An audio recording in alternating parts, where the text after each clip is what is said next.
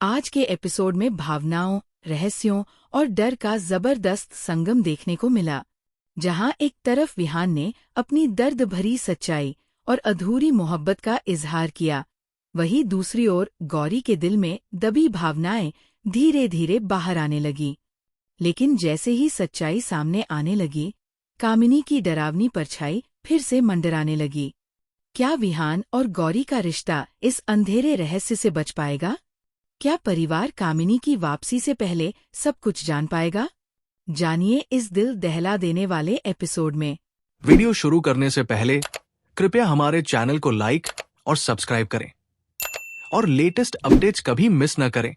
इसके लिए bell icon दबाना न भूलें। अब चलिए वीडियो शुरू करते हैं। गौरी विहान से उस जूते के महत्व के बारे में पूछती है, लेकिन वह इसे केवल एक वस्तु बताकर टाल देता है। गौरी उसे माफी पाने के लिए सच्चाई बताने को कहती है।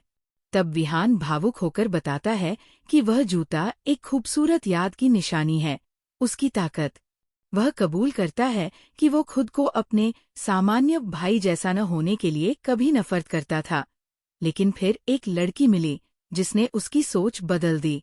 उसके स्पर्श ने उसे अंदर से ठीक कर दिया।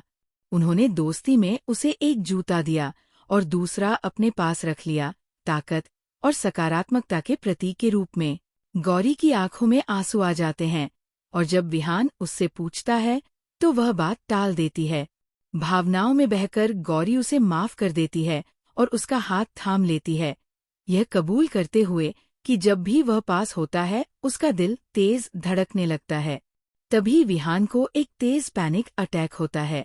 वह बताता है कि कामिनी उसे नियंत्रित कर रही है और एक गुफा में बुला रही है जहां एक छुपी हुई मूर्ति है। इधर रश्मि घबराई हुई है और अपने बेटे को सच्चाई बताने के लिए बेचैन है।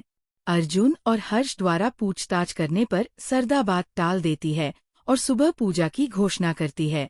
विहान पूरे परिवार से अपने पिछले व्यवहार के लिए माफी मांगता है और परिवार उसे गले लगाकर उम्मीद जताता है कि सब कुछ सामान्य हो जाएगा।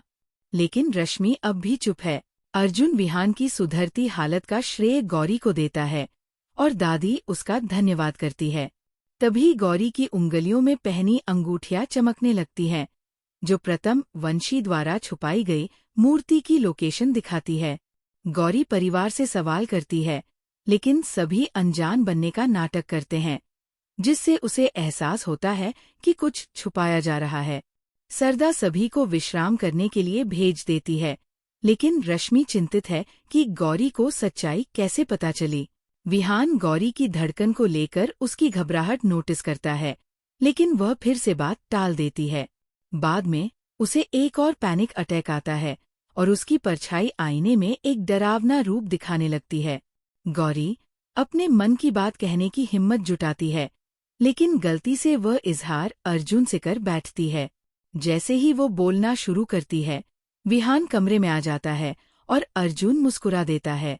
उधर प्रथम वंशी महसूस करता है कि कामिनी किसी अनजान शक्ति से ऊर्जा खींच रही है और वह परिवार को चेतावनी देने का निर्णय लेता है। रश्मि को कामिनी के बढ़ते प्रभाव का डर सताने लगता है और तभी घर की दीवारों में दरारें पड़ने लगती है।